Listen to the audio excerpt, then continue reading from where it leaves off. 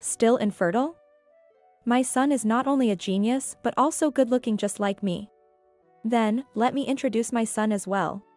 What? Ryan was surprised, as he didn't expect me to have a son.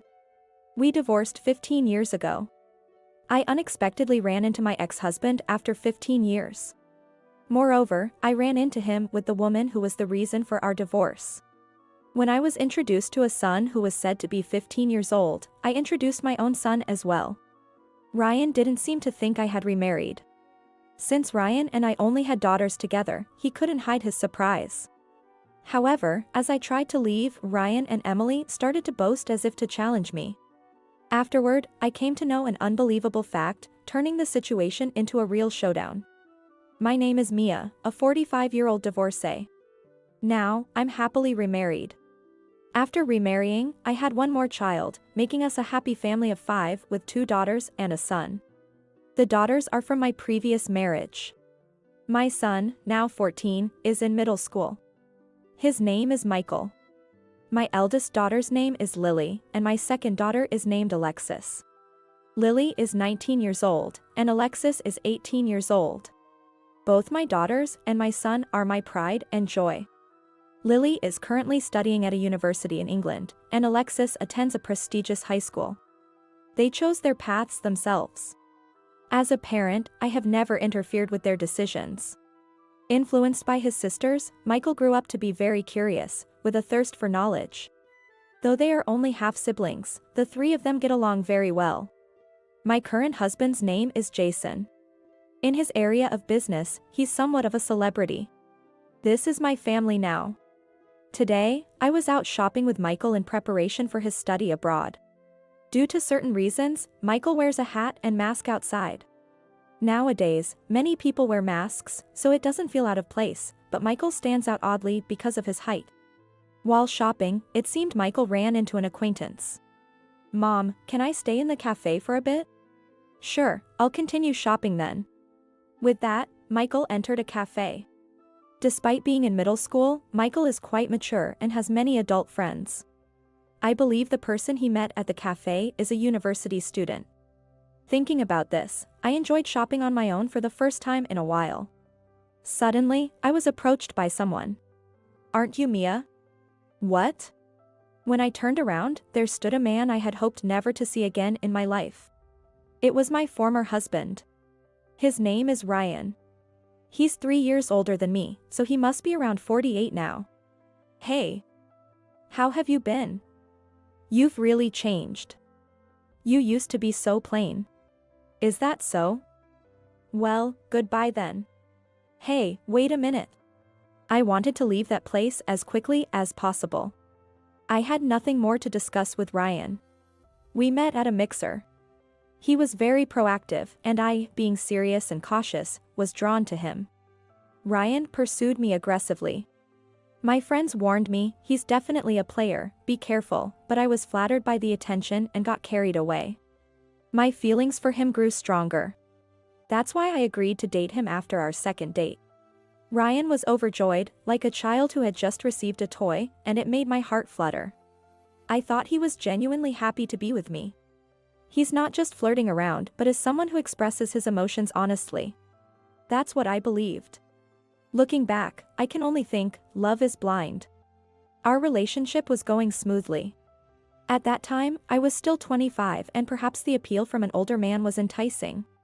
However, Ryan was a social butterfly, always surrounded by women, which worried me. I think I was trying too hard to keep up. There were times when I was tired of trying to keep his affection. So, when Ryan proposed, I was moved to tears with happiness. I truly believed I could find happiness with him. Ryan and I wanted children right after we got married. We rented a 2-bedroom apartment with the future child in mind. I got pregnant soon after marriage. We were both thrilled. However, when the gender was revealed to Ryan and he said, "What? A girl? Seriously?" His face went pale, and he was visibly disappointed. "You wanted a boy?" "Of course. I don't want a girl." "Why not? Girls are cute too." "It's not about being cute. There's no joy in raising a girl." I can't believe this. I was shocked.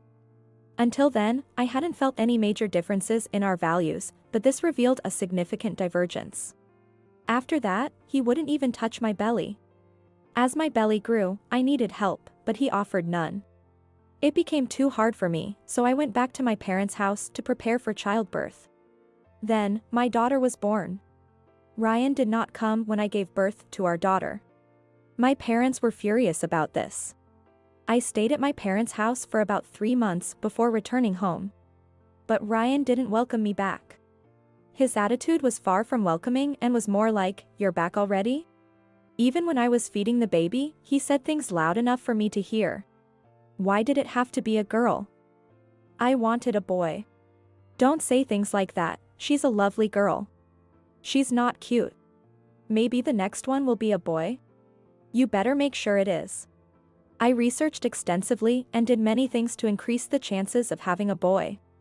I even tried old superstitions and gender selection methods. The following year, I was pregnant again.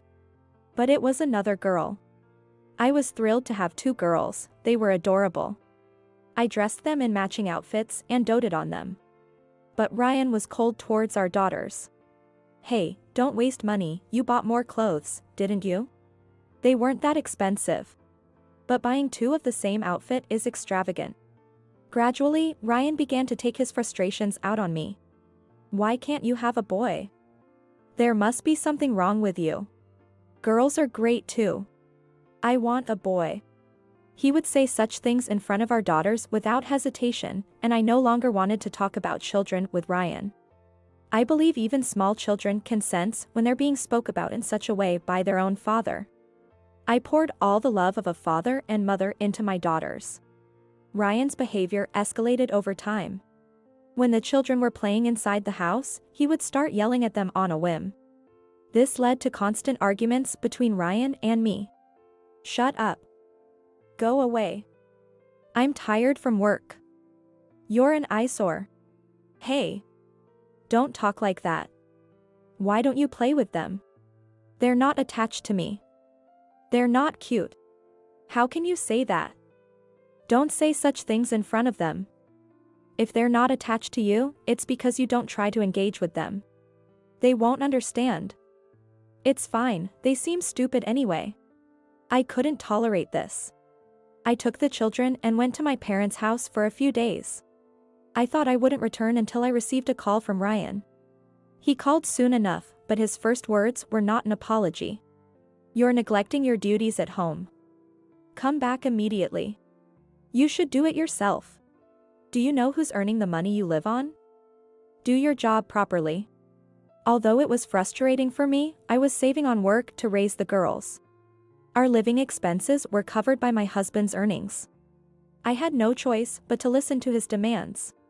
I wanted to leave my daughters at my parents' house, but I couldn't impose on them any longer.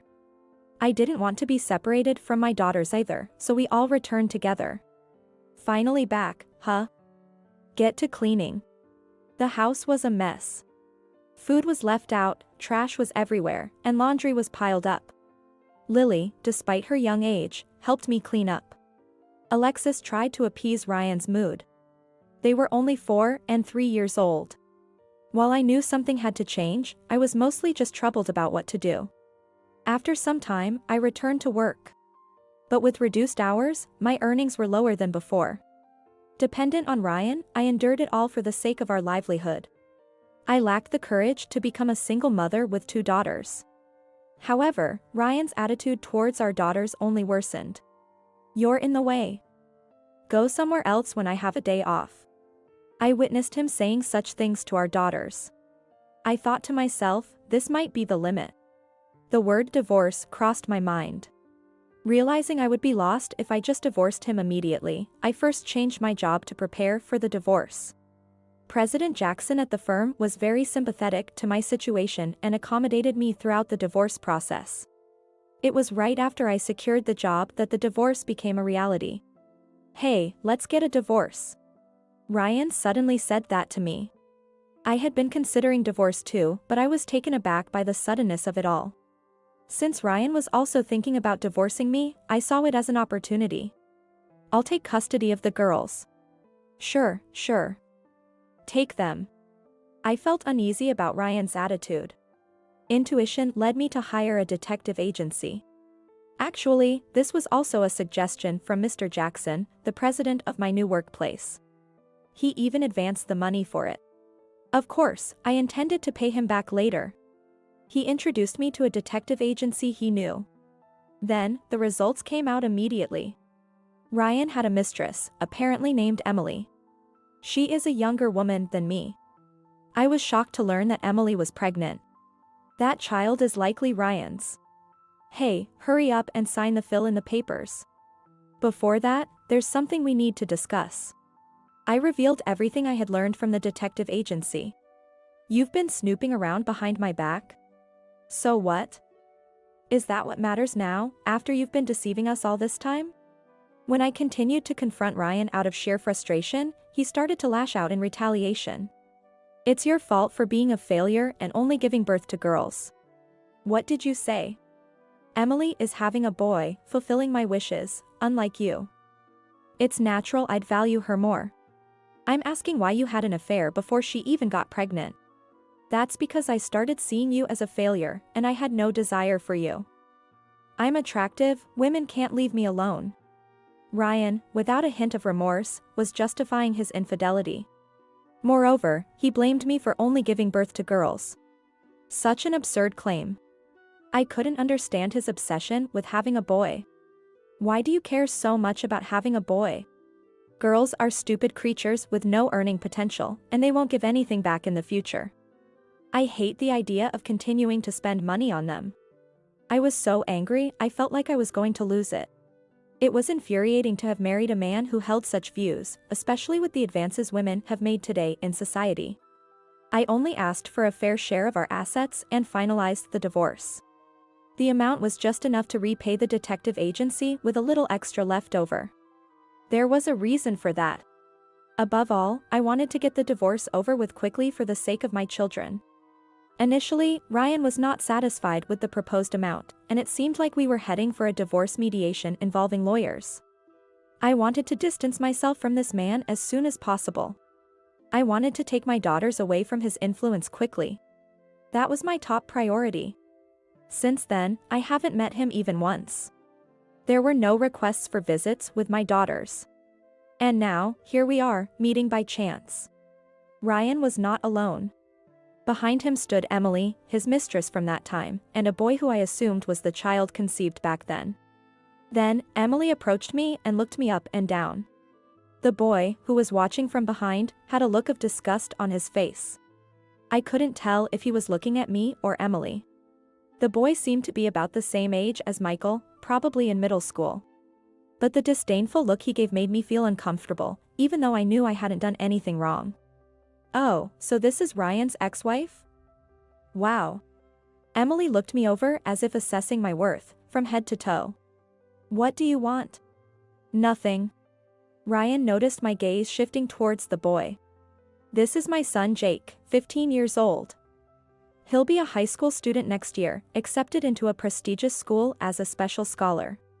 That's wonderful. Congratulations. I forced my best smile towards Jake. Surprisingly, Jake greeted me politely with a smile. He seemed like a reserved boy, wearing glasses, but it was clear he was handsome. Jake said something to Emily and then walked away. I couldn't help but stare at Ryan and Emily. What? Your son doesn't resemble either of you much. What? That's rude. I guess he looks a bit like his mother. I knew it was impolite to say such things. But he didn't look like Ryan at all. Wanting to leave, I decided not to say anything more. Well, I should be going. Wait. Are you still infertile? My son is not only a genius but is also good-looking just like me. Infertile? What are you talking about? I was so irritated that I stopped leaving. Because you're infertile, right? I don't understand what you mean. We have 2 daughters, remember? Humph. If you can't have a boy, it's the same as being infertile. I was dumbfounded by his absurd logic.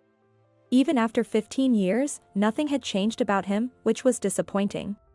My disappointment wasn't because I had high hopes, but rather it stemmed from a faint wish that he would show some decency as a human being. For my 2 daughters, he will always be their biological father, and I harbored a small hope that he wouldn't be spiteful towards them. However, that hope was shattered in this moment. Really, you haven't changed at all. What do you mean by that? Exactly as I said. Anyway, I finally have the son I've always wanted. Now I can truly be happy. That's great for you. I tried to leave again, but this couple seemed determined not to let me go so easily. Just as I thought they had more to say, Emily pulled out a photo. There was a picture of a boy, probably Jake. It was from when he was about 3 years old, striking a pose like a model. The photo was worn, indicating it was frequently carried around. He's cute. Right? He was a child model when he was little.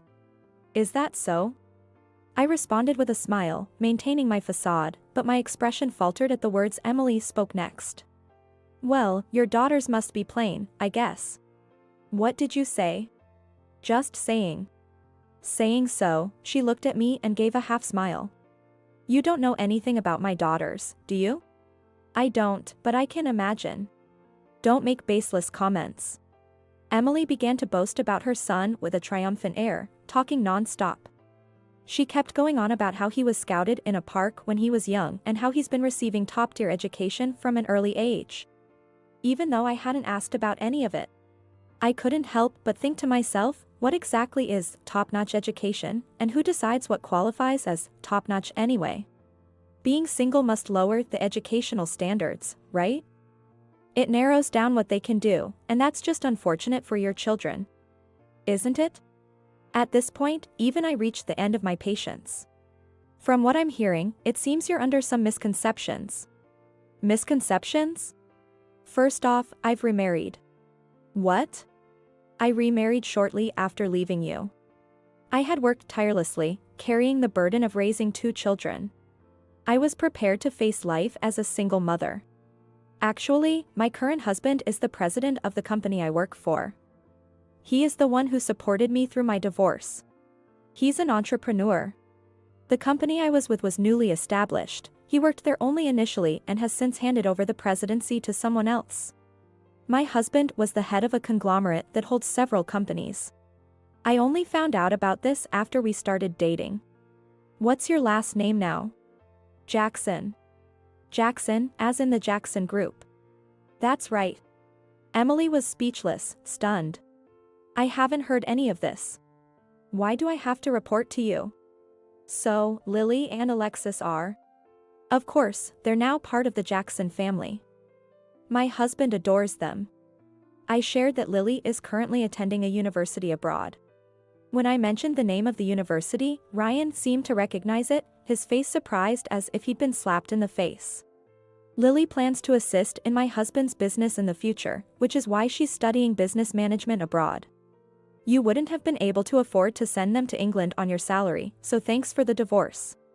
What do you mean by that? Thanks to you divorcing me, I was able to meet my current husband. So, I have no hard feelings towards you. When I said this with a smile, Ryan's face twisted in frustration. But no matter how smart they are, for girls, looks are important, aren't they? Well, Lily was actually elected Miss University this year. Immediately, Ryan began searching for Lily's university and the Miss University title. On the screen appeared a beautiful woman in a white dress, identified as Lily Jackson. Ah, that's Lily. No way. Good thing she doesn't take after her father. Emily's face twisted in frustration, just like Ryan's. But the eldest might just be a fluke, the younger one's probably a delinquent, right? It's always the younger daughter who goes astray. Alexis is doing great too. She's been accepted into H University. H University? Which high school did she go to? K High School. No way. That's even better than our child. Well, yes. But I think your son is remarkable too, being a scholarship student and all. Though, K High School is a girls' school. So he couldn't attend there. Emily seemed to want to say something but couldn't find the words, her face contorting instead. Competing over children's achievements is pointless. Glancing at Ryan, he seemed unable to hide his shock, his mouth opening and closing like a fish. However, when our eyes met, perhaps wanting to say something to me, he said this. "You must have bribed the schools with your money." I couldn't let that comment slide. After all, she is his daughter, connected by blood. Those two decided on their own and worked hard to get admitted. They never even asked for tutoring. They were completely self-sufficient. Since I remarried, both Lily and Alexis were unable to become attached to their new father. They probably developed a habit of not relying on someone as a father figure. However, my husband made continuous efforts to connect with Lily and Alexis. Gradually, they began to see him as a real father. For Lily, being taken to her father's workplace seemed to be a turning point, as she came to us expressing her desire to study business management. It was then that my husband mentioned the name of a certain university abroad to Lily, who was still in middle school. He told her about the subjects she could study there and how she would be among friends from diverse international backgrounds. Lily researched where to go and what to study on her own to get into that university and ultimately chose her high school accordingly. After much hard work, she was admitted to her desired high school. We never interfered with their decisions. So, the first time she ever asked us for something was when she wanted to go to a university abroad. We were more than happy to fulfill Lily's wish. "You mean she got into such a prestigious school without tutoring?" "That's what I've been saying. How much have I spent on my son's education?"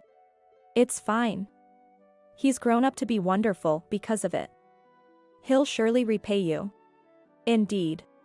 This couple seemed to expect some form of return from their child. I felt sorry for their son, burdened with such expectations. But then again, someone else's family matters are none of my business. "But you had Alexis tutored, didn't you?" "I told you, no." Alexis grew up watching her sister and, though she hasn't found her passion yet, she's dedicated to her studies. She's currently obsessed with basketball. What's the point in doing something that won't make money? What does this man think children are for? Children are not raised just to bring in money. Hey, did you want a boy because you thought he would bring in money in the future? That's not what I meant. I could tell I'd hit the nail on the head. I was definitely right to have divorced this man. Just then, Michael called. I quickly told him where I was and ended the call. "Is President Jackson coming?" "Why are you so excited?" "Well, I'd like to meet him." Emily's ulterior motives were obvious. Even if my husband were to come, I had no intention of introducing him to these people. "No, I'm just meeting someone else. Goodbye." "Wait. Are you running away?" "It's not exactly running away." That's when Michael arrived. "Then let me introduce my son as well." "What?" Reluctantly, I introduced Michael to them. He was still wearing his hat and mask. "Your son?" "Yes, he's the son I had with my current husband.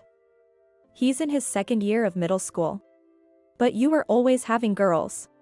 At Ryan's words, Michael seemed irritated and turned to me with a question. "Mom, who are these rude people?" "They're my ex-husband and his wife." "I see." Ryan, perhaps infuriated by Michael's attitude, started to get angry. "What's with this rude kid? At least take off your hat and mask when greeting people." "No, there's a reason he can't take it off." Then, Ryan started to smirk. I had a bad feeling about this. So he's too ugly to show his face? Your new husband must be ugly too. Your daughters turned out beautiful like me, but your son didn't, huh? What are you talking about? My husband is so handsome, he's been featured in magazines. What? Then he must look like you. That's right, it must be so. Poor thing, ended up being unattractive like the mother. It's such a waste, especially with that height. I couldn't believe they would say such things in front of a middle school student. Wanting to spare Michael from further exposure to these people, I was about to brush them off and leave when Michael suddenly took off his hat and mask. Yes, I apologize for not removing my hat and failing to greet you properly. At that, both Ryan and Emily were rendered speechless. Additionally, people passing by also stopped in their tracks. Are you? In fact, Michael was an up-and-coming actor. Despite his age, his mature, sweet look quickly gained him popularity. He is set to study at a middle school in England with an eye towards global expansion in the future. This story is so well known that it has been featured in online articles. In truth, it was influenced by his sister, but the media wrote it up as they pleased. His name is different. We changed it because his father is famous, and he didn't want to use that name. It's starting to get out, but please keep it quiet. Is he really your child? Not a stepchild? That's right. He was born right after we divorced. Yes, I remarried immediately after our divorce. No way, but you don't look alike at all. People often say that I look like Michael. He is definitely my son. Just then, Jake returned. Upon seeing Michael, Jake's face lit up with a smile. What's going on? Jake. It seems they know each other. You two know each other? Yeah, we do. Unexpectedly, the two of them knew each other. Michael had been attending the dance school Jake goes to for 2 weeks on his agent's advice. Because they were close in age, it seems they became good friends. So, does that make me and Jake half-brothers? When Michael said this, Jake became extremely angry. No. Don't even think I'd be the son of a man like that. This took me by surprise. Jake also seemed to regret what he said in the heat of the moment. Hey. Jake, what do you mean by that? Jake sighed and looked at Emily. Emily was desperately shaking her head. What in the world do you mean? Ignoring Emily's pleas to stop, Jake began to reveal a shocking truth to us. I am not this man's son. What are you saying, child? Jake glared at Ryan with a look of utter disdain. Although Ryan had always said he wanted a son, his moral character must have been rotten. It seems that Jake has disliked Ryan from a young age. All he ever does is complain about work, and he's always reeking of alcohol. There was nothing about him I could respect. Jake really hated the fact that such a man was his father. He confessed to his mother that he felt disgusted by the blood relation he shared with Ryan. Then, Emily confessed, it's okay. Your father is someone else. It seems she had sworn Jake to secrecy for the sake of their livelihood. What? What do you mean by that? No, there must be some mistake. Jake, please stop joking. Emily was clearly panicking. But our blood types are completely different. I'm type A, you two are both type O, aren't you? That's a lie. It's true. Then, pointing to a nearby blood donation poster, Jake said, why don't we go donate blood and check? Stop it. Emily screamed as if she was losing her composure. I see, so that's what it was. I finally understood why they didn't look alike. Jake was not his child. Probably, Emily was dating Ryan and another man at the time. However, she couldn't marry the other man. So, she told Ryan that she was pregnant with his child and persuaded him to marry her. Ryan, too, turned bright red as he learned the truth. He seemed to be trembling with anger.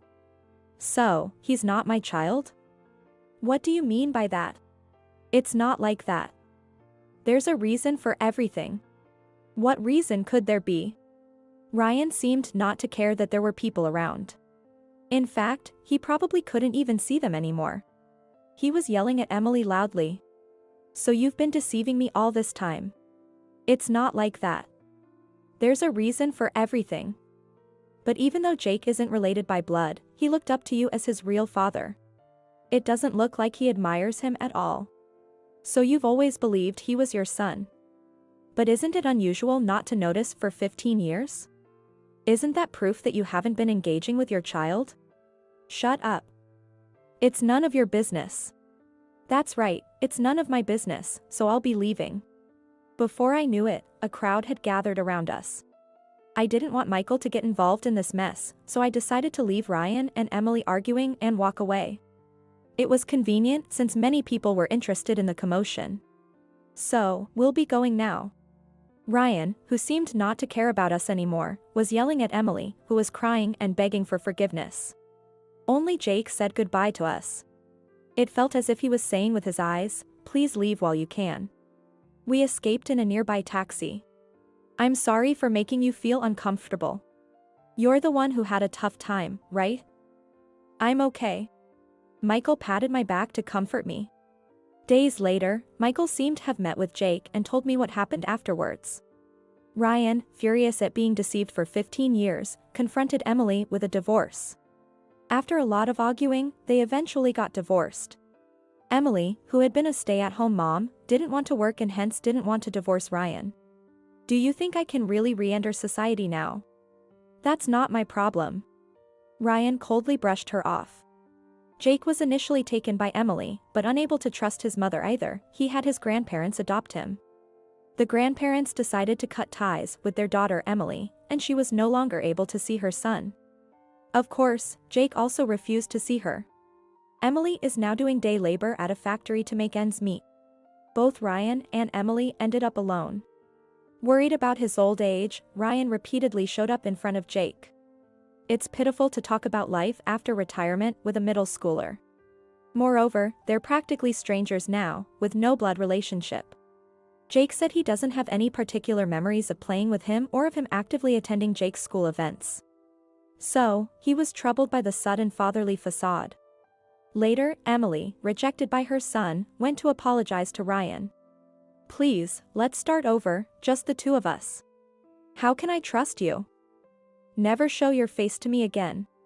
Emily tried to cozy up to Ryan, saying she didn't want to be alone, but Ryan refused her. Ryan, on his part, had to work because he had to pay child support, even though he's not even my real son. Even though they were strangers, Jake was still legally his son, so paying child support was unavoidable. Jake's grandparents, who are very responsible, had a lawyer settle these matters. I was relieved to know that Jake was happy living with his grandparents. Still, I was a bit downhearted that such a matter was being dredged up again after 15 years. My husband and children were worried about me. I apologized to Michael for causing him discomfort because of me. However, Michael was surprisingly nonchalant about it. He told me it wasn't my fault and that what matters is the present. This is something my daughters often say, and it brought tears to my eyes. I don't know if I've been a good mother. But what I can say with pride is that all my children are wonderful. Currently, Michael is living abroad with his sister, Lily. He respects Lily a lot, and I think her influence was a big reason he went to England. When they returned for the holidays, Lily joked about him having a bit of a sister complex, which is troublesome. Seeing my husband and the 3 siblings together and happy, I felt a renewed sense of happiness. I don't know how many more times we can gather like this, but I want to cherish each and every occasion. "The poor should be fine just with water," she said, bursting into laughter. Kevin's mother said that, laughing uproariously. I frowned at her lack of class. Uh-oh, could it be? Right after that, Kevin's sister looked at me, her face turning pale. I let out a small chuckle. "My name is Charlotte, and I'm 54 years old this year. I divorced my ex-husband when our daughter, Jade, was 3 years old. The reason for the divorce was irreconcilable differences. Moreover, my ex-husband was unemployed and spent his time drinking. No matter how many times I talked to him, he never changed. Naturally, our household finances were always in dire straits. I decided I didn't need a family like that and chose to divorce him. We divorced without any child support or alimony from my ex-husband. Since then, it's been just Jade and me. I was a housewife until I divorced my husband. When I had to raise Jade by myself, I started working frantically. Unable to leave young Jade alone at home, I initially made ends meet by doing piecework at home right after the divorce. Of course, life was always on the edge. Despite working from dawn till dusk, my salary was low. That's why we lived a life of constant saving. There were times when, with just 1 day left until payday, I ran out of money and went without eating anything myself. Despite these hardships, I was able to raise Jade until she became an adult. Now that Jade has started working, I have more free time and have started dedicating more time to my job. Using my experience in piecework, I began creating handmade products. This has now become successful and turned into a business. There have also been changes in my private life. That change was Jade's engagement. Not long after starting her job, Jade began dating a man named Kevin. Kevin was Jade's supervisor at work and is 5 years her senior. I've seen a photo of Kevin that Jade showed me. He seemed like a fine young man. It seems Jade took a lesson from her father, as Kevin appears to be a serious person. I'm happy about the happiness Jade has found. My life is also at a turning point. I decided it's time to live life the way I want. That's what I was thinking. Then one day, "Mom, I have something to tell you." Jade approached me after dinner. It was rare for Jade to speak to me hesitantly like this. Thinking this, I replied to Jade. "What's the matter all of a sudden? You seem different." Then, timidly, Jade said to me, "Actually, Kevin and I are getting married." "Really? That's wonderful. Congratulations." Since I've never actually met Kevin, I don't know what he's like. I hoped he would be just like he appeared in the photos. "I'm glad you said that, Mom. I was worried you might be against it." Jade seemed relieved that I wasn't opposed. She clearly looked relieved. And then Jade made a suggestion to me. "So, I was hoping you could meet Kevin this coming weekend." It seems Jade wanted me to meet Kevin before they got married. Being the serious person Jade is, she probably wanted to show me her fiancé Kevin to put my mind at ease. I nodded firmly at Jade. "Understood, I'll meet Kevin. I want to know what kind of person he is." "Mom," Jade said, looking happy. And so, it was arranged for Kevin and me to meet. On Sunday of the weekend, I was waiting at home for Jade and him. It was just before 11 o'clock. It wouldn't be long before Jade brought Kevin over. At that moment, the doorbell rang. Yes. When I opened the door, Jade and Kevin were standing there. "Nice to meet you. I'm Kevin, Jade's fiancé." Kevin greeted me. I was a bit relieved at Kevin's politeness. Jade is my precious daughter. I'm glad her partner turned out to be a decent person. "Likewise, please come in," I said, inviting them into the house. Kevin felt like a fine young man even after entering the house. He brought famous brand sweets that you'd find in department stores as a gift. And he happily shared the story of how he and Jade met. "Kevin, stop it, you're embarrassing me," Jade said, blushing and speaking to Kevin. Jade's demeanor felt fresh to me. However, the pleasant atmosphere changed in an instant. "By the way, is your father at work today?" Kevin asked, looking around. His face seemed puzzled. I was taken aback by Kevin's question. Glancing at Jade, I noticed her complexion was a bit off.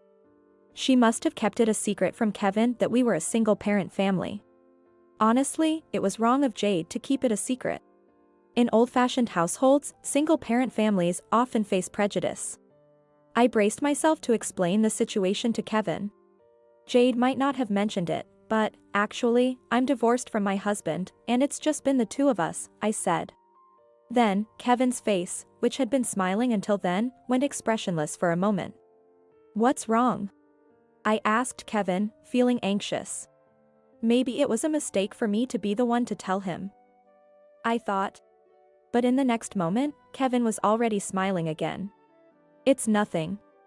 Please don't worry about it," he said, smiling. "Is that so?" I said, tilting my head. Confused by the change in Kevin's expression, I couldn't ask anything more. After that, the marriage proceeded smoothly. Jade seems to be enjoying the wedding preparations, saying things like, "What kind of dress should I choose? Mom, what dress do you think would be good?" "Well, I think your favorite would be nice," I replied, but I was somewhat distracted. I couldn't forget Kevin's expression from that day. The moment his face went blank. It's possible his family has strict views on single-parent households. So, I asked Jade, "What did Kevin say on the way home that day? About us being a single-parent family?" It's possible Kevin is facing opposition to the marriage from his family. When I asked, Jade replied, puzzled. "He didn't say anything special." "Mom, are you worrying too much?" Since Jade said that, I couldn't ask anymore. However, my bad feeling turned out to be true. It happened one night. Mom. As soon as Jade came home, she called my name. Her expression was quite dark, and I was surprised and asked her. Jade, why such a gloomy face? Did something happen? Even when I asked, Jade remained silent. It was unusual for the optimistic Jade to look so troubled. After a while, she started to speak, though it seemed difficult for her to say. Actually, it seems Kevin's family are not happy with our marriage. Jade said this with a sad face. Why? Because we're a single-parent family. They said Kevin might struggle because we are poor and a single-parent family. That's an awful thing to say. It would be quite painful to hear such things from the in-laws. I asked Jade seriously. Did Kevin's mother say that? Jade nodded silently. I was outraged by the event. I don't want us to be judged as poor just because we're a single-parent family. We've had our struggles, but now we live a decent life. In fact, I've worked as hard as any man. Then Jade said something unbelievable. Kevin's sister also said a lot of things. Like what? I asked Jade. She said we're both just after Kevin's money. That there's no way they could become family with people like us. Jade replied, looking disheartened. Her face looked very lonely. Surely, hearing those words directly must have hurt Jade a lot. It's appalling that they would say such terrible things about me even though they haven't met me. I can't believe Kevin's family. What did Kevin say at that time? I asked Jade. And I remembered Kevin's face when he came to our house the other day. Maybe his expressionless face was because he imagined his family's reaction. It seems his family has quite a prejudice against single-parent households. I became worried about what lies ahead. Then Jade said, Kevin defended me. After all, I work at the same company as Kevin, so it's absurd to think I'd ask him for money. I was relieved to hear that. If Kevin is on Jade's side, that's reassuring. I found myself murmuring those words. If Kevin had not defended Jade and sided with his family instead, I would have been worried about Jade's future. She would likely continue to face snide remarks from her in-laws and feel marginalized. However, if Kevin stands by Jade, things might be a bit better. A few days later, Jade proposed a meeting with Kevin's family. Mom, I want to have a face-to-face meeting with Kevin's family before the wedding. I'm really sorry to ask, but it seems the proposal came from Kevin's mother. Your mother should greet her future in-laws at least once. She has that much common sense, right? She was told. We couldn't refuse. I'm really sorry. Jade apologized, considering my feelings. I'll meet with Kevin's family for Jade's marriage greetings. Honestly, I'm not sure what to expect. I don't really want to go, but it seems proper to do so. It's okay. I gave my consent. On the day of the marriage greeting, I went to a restaurant near Kevin's family home with Jade. The reason for choosing a restaurant was explained by Jade, as told by Kevin's mother. We can't invite you home without being officially married. There's a fancy restaurant nearby, that should suffice, right? The restaurant chosen by Kevin's mother was an upscale one, costing $300 per person for a course meal. I occasionally go there for business, but almost never in my personal life. I was puzzled by Kevin's mother's choice of restaurant. When Jade first greeted Kevin's family, his mother had chosen a nearby cafe. Moreover, Jade ended up paying for Kevin's mother's tea. According to her, it's natural since you're joining our family. Though Kevin reimbursed the tea cost later. Why is Kevin's mother so condescending, even though we're the ones being invited for the marriage greeting? I couldn't help but frown. However, if I, as Jade's mother, refuse, it's Jade who will be blamed for being rude. After the marriage, Jade might feel even more out of place. That's a problem, so I reluctantly accepted the proposal. I applied light makeup and headed to the restaurant. I usually wear full makeup for work, but I thought it best to keep it understated today. I also chose much plainer clothes than usual. Wearing flashy clothes might lead people to think you're a big spender, especially among in-laws. Given the rumors that I'm after Kevin's money, it would be wise to dress modestly. With that in mind, Jade and I entered a fancy restaurant and were escorted by the staff to a private room. We found Kevin and his family waiting inside. Jade's mother, thank you so much for coming today. Kevin greeted us politely. Thank you for the invite. I replied to Kevin, expressing my gratitude. Then I faced Kevin's parents and sister. They were smirking at Jade and me with a condescending look. It was clear at a glance that we were not welcomed by Kevin's family. I greeted them with caution, strengthening my guard. Thank you for sparing your precious time today.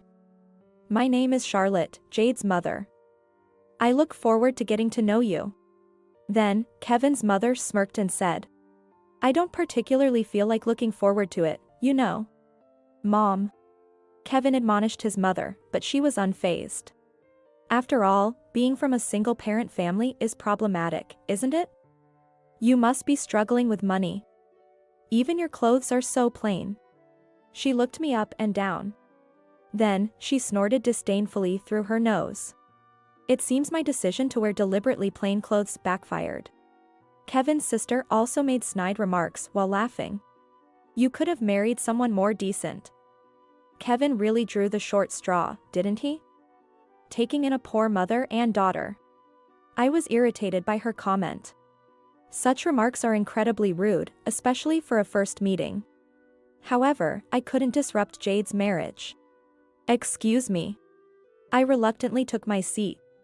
Perhaps because I didn't retort, the in-laws seemed amused as they watched me. Jade looked at me with concern. Kevin seemed a bit angry at his family's lack of manners. His brow was furrowed. Oblivious to this, his mother was in high spirits. We've reserved a course meal for today. It's $300 per person. She excitedly told her daughter. Really? I'm looking forward to it because the course meals here are quite expensive. We must eat a lot. Her voice was lively with excitement. Kevin's father was nodding happily as well. After a while, the staff brought in the dishes. A colorful array of amuse-bouches. This restaurant serves 3 types of amuse-bouches on a single plate. They all looked delicious. However, only water was in front of me. I was about to call the staff back, but they had already left. Only water was left in front of me, a stark reminder. Kevin was dumbfounded by the scene. His sister, possibly aware, was snickering. Jade noticed too and said anxiously, Mom. Then, his mother smirked. The poor can make do with water, right? She said, bursting into laughter. I frowned at her lack of class. What does this mean? I asked her. The in-laws had chosen this restaurant and invited us. Yet, they had no intention of hosting us properly. I was inwardly very irritated. She glanced at me and then laughed happily. She didn't seem to care that I was upset. In fact, she seemed to be enjoying it. Oh. Not only are you from a poor, single-parent family, but you're also slow? We have no reason to welcome someone as worthless as you. She hurled insults while looking at my outfit from head to toe, and then snorted disdainfully through her nose. Her husband nodded as if to say it was only to be expected. Isn't it shameful to be a single parent? A woman abandoned by her husband is nothing but flawed. Well, a plain woman like you wouldn't be in demand anyway. He said this and burst into laughter. Despite the fact that it wasn't a case of my husband leaving me, his assumption was unilateral. I thought it was truly unacceptable as a human being. The sister was laughing merrily as well, saying, I wouldn't want to end up like her. Working for low wages even though you're a woman. It's really pathetic to have given up on femininity. She looked down on me as she spoke. Mom. I'm sorry. Jade's face looked like she was about to cry. She must feel responsible for putting me in this difficult situation because of her. Jade was downcast. I had reached my limit of patience. I couldn't stay quiet after being looked down upon like this. It might be time to fight back.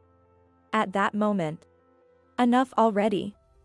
Ganging up and badmouthing Jade's mother. Aren't you ashamed as adults? Kevin shouted loudly. I was surprised that Kevin stood up for me. Kevin. Jade looked shocked as well. Kevin was red-faced and angry at his family. However, his family showed no remorse. His mother was still laughing joyfully, saying, "There's no need to defend poor people. Why are you so angry?" The father was nodding in agreement. Kevin's words seemed to have no effect on them at all. I was truly appalled by his parents. They must lack common sense. It might be time for a counterattack. I have an ace up my sleeve that will surprise the in-laws. At that moment, the sister started staring intently at my face. I inadvertently glared back at her. Then, she muttered to herself. Wait, could it be? Immediately after, her face turned pale as she looked at me. It seems she has finally realized who I really am. I let out a chuckle. She was trembling as she looked at me. This can't be happening.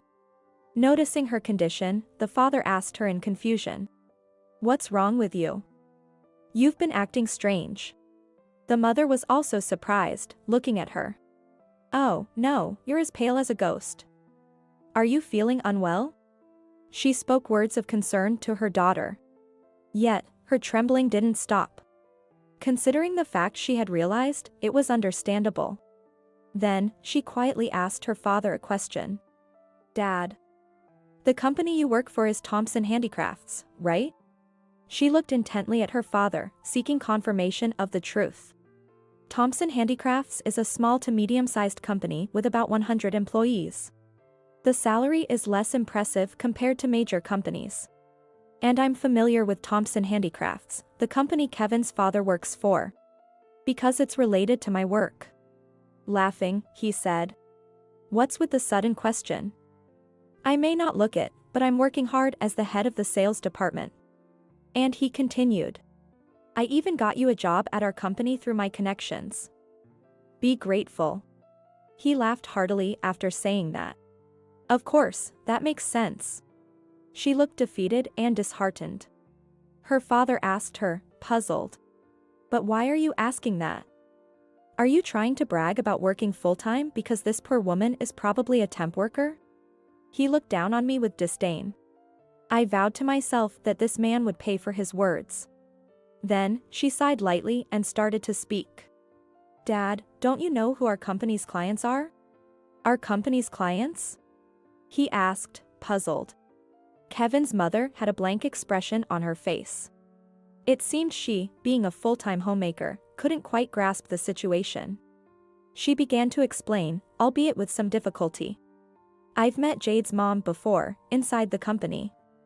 She was wearing heavier makeup at the time, so I didn't recognize her immediately.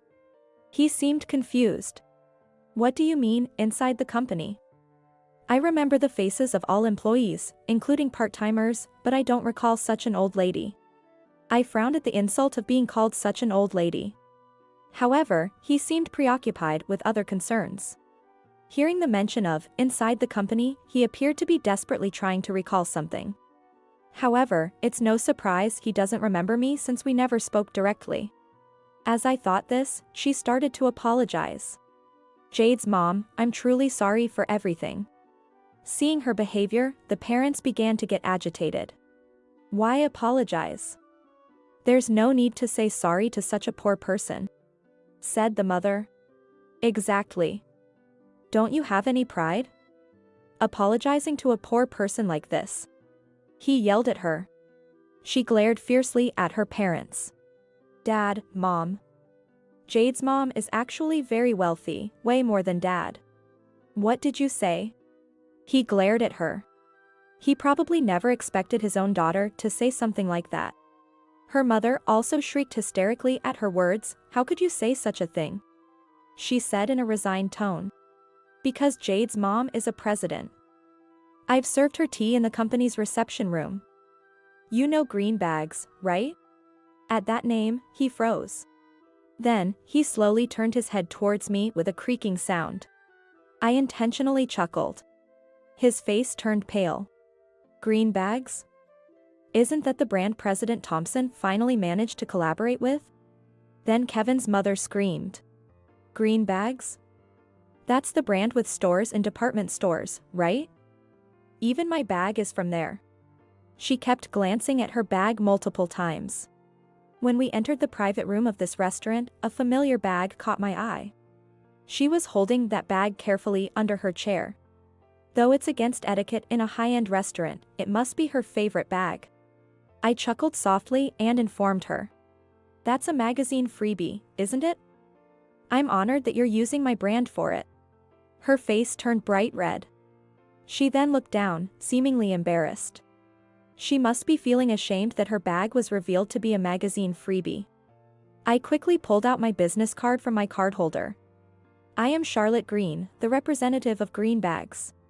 The parents stared at the business card intently. I can't believe she was actually the president. He was trembling as he looked at the business card. His wife also looked incredulous. I spoke to the two of them, who were silently gazing at the business card. It seems a collaboration with Thompson Handicrafts is no longer possible. What a shame. At that, his face showed a startled expression. Why? That was the project President Thompson was most committed to. If that collaboration is cancelled, our company will. He trembled with fear as he spoke. What's going on? She, confused, asked him. The truth is, Thompson Handicrafts has been struggling financially. The number of people engaging in handicrafts has been declining compared to the past. When I was young, my mother would sew everything by hand. But now, cheap mass-produced items are widely available, likely a sign of the times. Thompson Handicrafts, greatly affected by this trend, has seen its sales decrease year by year. When President Thompson proposed the collaboration, he mentioned it as a last resort to revive the company. However, I have collaborated with numerous well-known brands. Honestly, I wasn't very interested in collaborating with a small to medium-sized company like Thompson Handicrafts. Initially, I declined President Thompson's proposal, but eventually, his passion won me over, and I agreed. We decided to produce bags in collaboration with Thompson Handicrafts. But that's all in the past now. He was trembling. He must be terrified of what might happen next. Ignoring the trembling him, I quietly said. There isn't much benefit in collaborating with Thompson Handicrafts. I was just swayed by President Thompson's passion. However, his employee that looks down on Jade. I stared coldly at him. He was sweating under my gaze. Then, suddenly, he deeply apologized to me. While she was puzzled by his deep apology, he desperately sought my forgiveness. Jade and Kevin were also surprised by his deep apology. I'm truly sorry. He apologized deeply multiple times. He seemed unconcerned about his dignity. From my perspective, his profuse apologies had no effect on me. Apologizing so deeply only after understanding my position seemed like an act to protect himself. I don't believe there was any genuine remorse in his apology.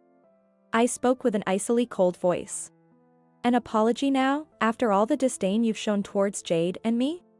To think an apology would suffice after all this. His mindset is truly naive. Realizing his apologies wouldn't change the situation, he quickly stood up. It was all just for show. She, puzzled, said to me. We're going to be family, so you can forgive us, right? She smiled flippantly as she said this. Then, without pausing, she continued. I'm a big fan of green bags. Since we're family, I can get some products for free, right? She looked at me expectantly. I was so appalled I couldn't respond. Mom, that's too convenient. Kevin commented with a grimace. That statement was beyond unreasonable.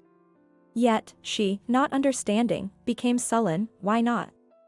There must be plenty of stock, right? It wouldn't hurt to give away a few. Both her husband and daughter looked on in disbelief.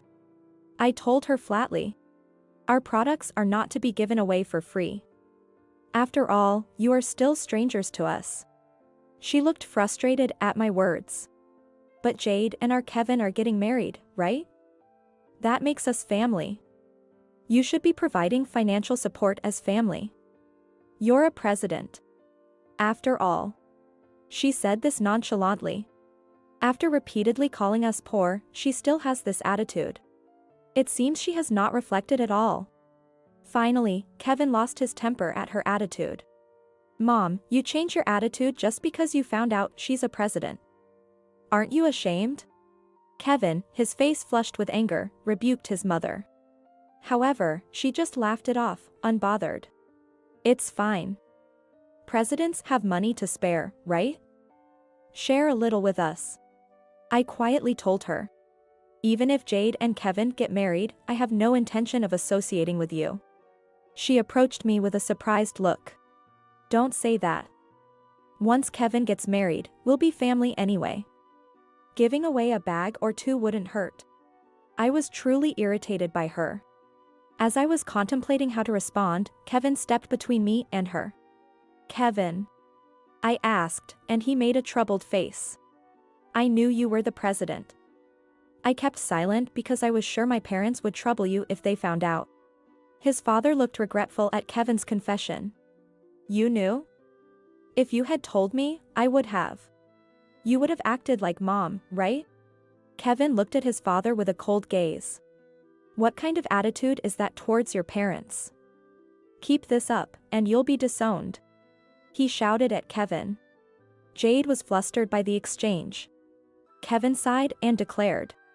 I'd rather be disowned. I'm cutting ties with you too. Why would you say that? After we've done so much to raise you. She spoke to Kevin, clearly upset.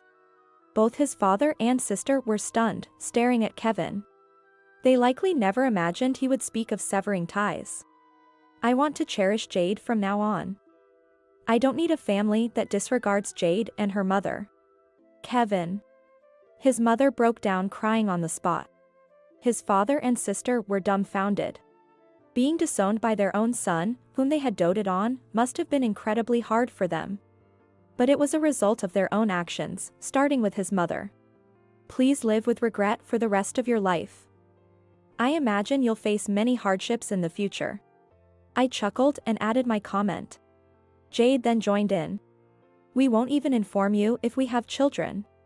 She stated firmly to her in-laws. Not being able to meet my grandchildren. Please, spare us that.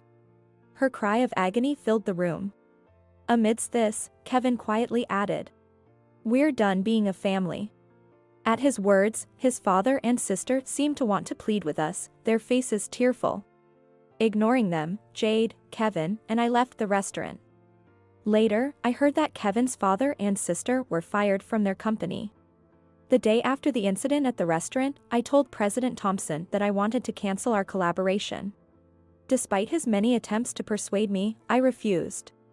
I cannot collaborate with a company that is capable of disregarding people like that. Although I sympathized with President Thompson's desire to save his company, I couldn't cooperate with a company that employed people like Kevin's family. I explained the situation to President Thompson. He was furious. It turns out President Thompson has a daughter about Jade's age and couldn't forgive Kevin's family's actions. The collaboration with me was crucial for Thompson Handicrafts. Their actions had ruined it. It's understandable that President Thompson couldn't forgive them. Kevin's father was old enough, and his sister had only been a part-time worker through her father's connections. Their prospects for re-employment after being fired from Thompson Handicrafts were grim. Additionally, Kevin's mother is a full-time homemaker. She has been cut off by Kevin, who was the sole breadwinner. Once, the in-laws came directly to our company to negotiate. Please collaborate with Thompson Handicrafts. If you do, President Thompson will surely rehire me. Even if collaboration is not possible, provide financial support. Our family is suffering. Isn't helping each other what family does? They pleaded desperately. After all the times they treated people as poor, to now claim family, it was laughable. I firmly told them. Neither collaboration nor financial support is possible. Kevin has also cut ties with you, hasn't he? Please leave now.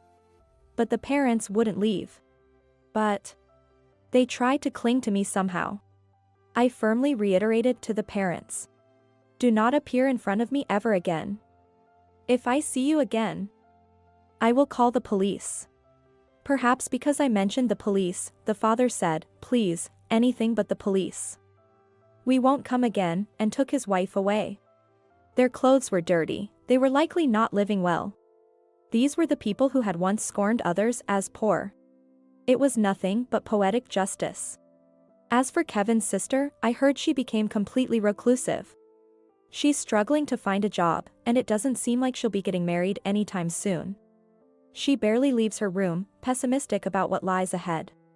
Her prospects seem bleak. 3 years have passed since then. Now, I live with Jade and Kevin. Ideally, as newlyweds, they should be living on their own. However, Kevin suggested we live together, saying, "I think it's safer for Jade to be with her mother in case of emergencies." Kevin often does the housework with Jade on my behalf since I'm busy with work. I'm truly grateful. A significant change has occurred in our lives. One day, Jade approached me with a serious look. "Mom." Worried something might have happened to her, I grew anxious. But then, Jade smiled. "It looks like I'm going to be a mother." Jade happily stroked her belly. "That's wonderful, Jade. Congratulations." Feeling joyful, I hugged Jade. Beside Jade and me, Kevin was smiling happily. "I know we will face many challenges ahead. But I'm confident we can overcome them together. I'm also looking forward to meeting my grandchild." Imagining our happy future, a smile naturally spread across my face.